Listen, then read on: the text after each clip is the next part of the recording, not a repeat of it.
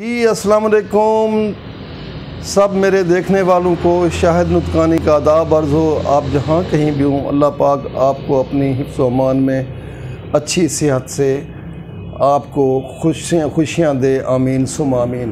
प्यारे दोस्तों, मैं हूँ शाहिद नुतकानी, अपने यूट्यूब चैनल से आपको मुखातिब हूँ। मेरी इस यूट्यूब चैनल से अदबी, सियाहती और मालूमाती वीडियोज़ होती हैं और मैं बज़ाते ख़ुद एक शायर भी हूँ और 3 मजमूआ कलाम मेरे अब तक शाये भी हो चुके हैं। तो मैं अपना मजमूआ कलाम से आपको एक ख़ूबसूरत गज़ल पेश करने जा रहा हूँ। उम्मीद करता हूँ आपको पसंद आएगी। अगर पसंद आए तो दुआ ज़रूर दीजिएगा और मेरे इस यूट्यूब चैनल को सब्सक्राइब कीजिए, बेल आइकन को पुश कीजिए ताकि आने वाली वीडियोज़ आप तक बर वक्त पहुँचती रहें।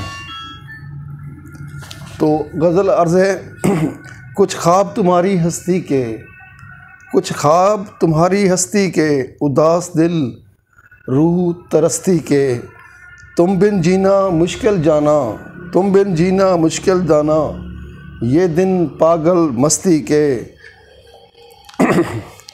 कुछ भीगे दो तरसते दिल, कुछ भीगे दो तरसते दिल, ये मौसम बरखा रुती के।